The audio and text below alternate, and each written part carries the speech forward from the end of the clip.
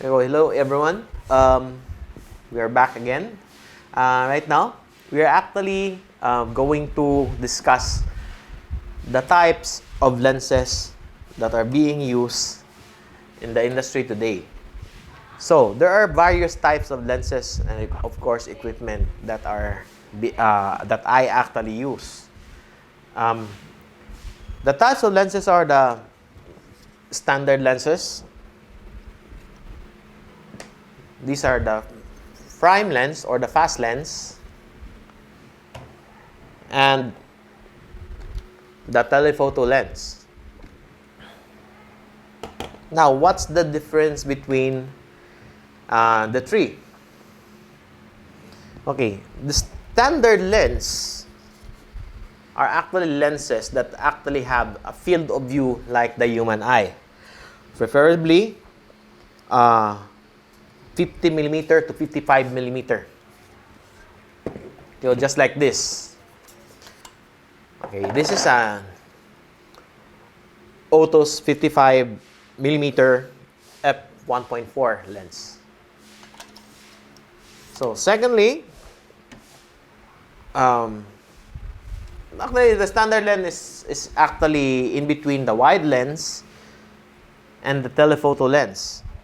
So the wide lens actually is below, okay, it's up to 24. Sometimes the ultra wide starts at 10 to 24. That's the ultra wide angle lens.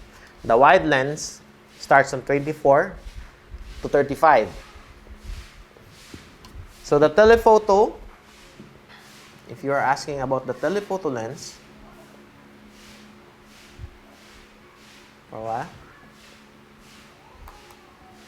let me check my note here first.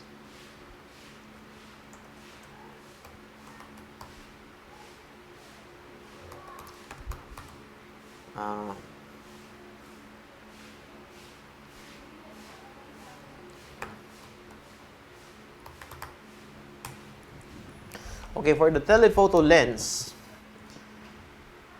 okay, it's actually are the long focal lens, which actually had a field of view that has actually like magnified or zoom. So kanang mga lagyo nga kanang subject, you actually use a telephoto lens. Telephoto lens starts from 70 millimeter up. So these are example of a telephoto lens. This is a Sony 70-200 lens.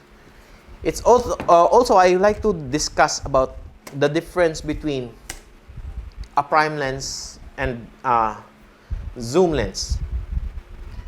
A prime lens got actually a fixed aperture, fixed zoom, fixed focal length. So there's no zoom there. So this is actually a 55 millimeter. You can't change the focal length on this unless ikay mo dool, ikay mo palayo. That's the only way you can actually change the focal length. The zoom or the standard zoom, actually you have the option to change the focal length.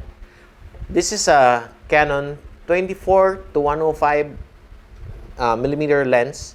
So it actually got the capability to change from 24 millimeter to 105 millimeter telelens. Actually, this is a multi-purpose lens. I like this lens a lot, especially when I'm working, so that I don't want to change. I don't have to change the lens that much. But there are limitations to this. Of course, lenses got their glass elements inside. So sometimes those zoom lenses are limited to a certain functionalities, unlike those prime lenses or fast lenses. So you'll understand that the uses of those apertures when we actually take up the topic of exposure triangle. So for this, also these equipment will actually use depend on your requirements. So there are a specific lens for each requirement that you actually will do.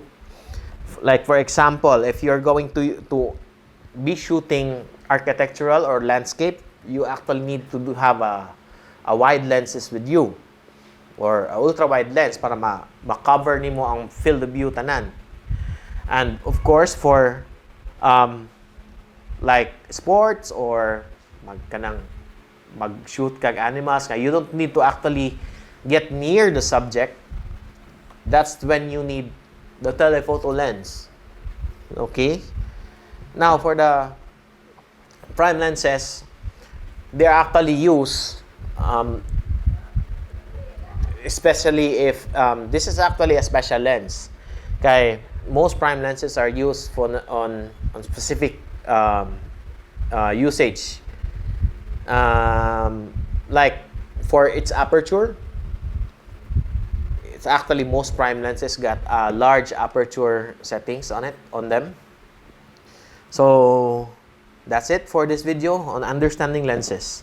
We'll proceed on our next video.